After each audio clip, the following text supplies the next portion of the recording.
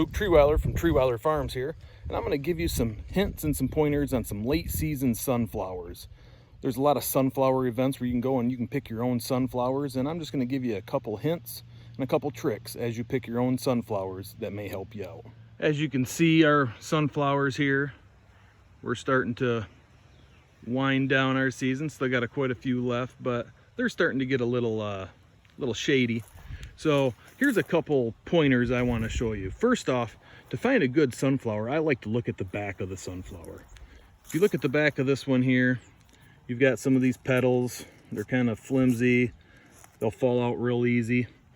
I like to go to the back, and you want to look for one that's not in full bloom. Because once they get into full bloom, they start to lose their petals pretty quickly.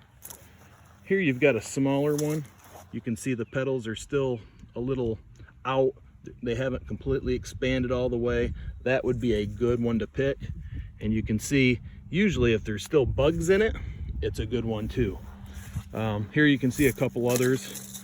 You can see these ones here have already come out.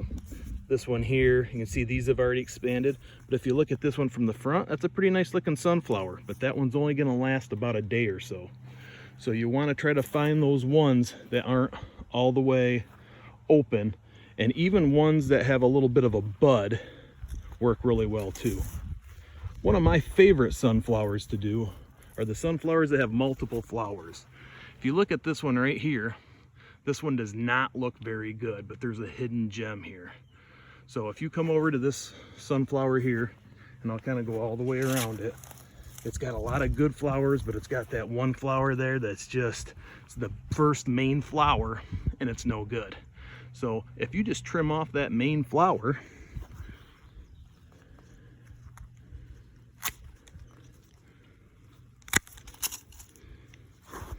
and we'll trim off this little one here too, because it's a little wilty. Now you're left with a really nice flower. So what you do here is you come down here, you clip it on a little angle,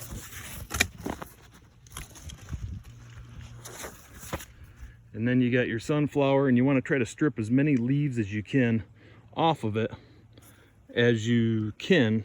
But if you look, you got some of these little buds. Those will still pop up. Those will still come up. If you give it some good food, those buds will open up. So you strip this of its leaves, and it'll be good. Here, let me strip the leaves here real quick.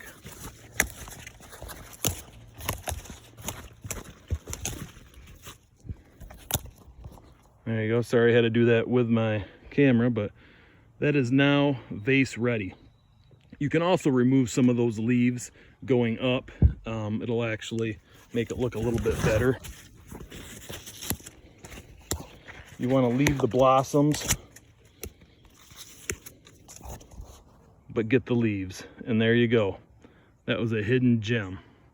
Now I'll walk over here and I'll try to find you one more that I really prefer when I'm looking for sunflowers. If you're out doing a U-pick. Here, for instance, is a sunflower. You can see it's got the yellow petals, but it's not quite open. That is an excellent one. Here's an excellent one. Those will still open once you put them in to a good solution with good food in a vase, and those will last a long time.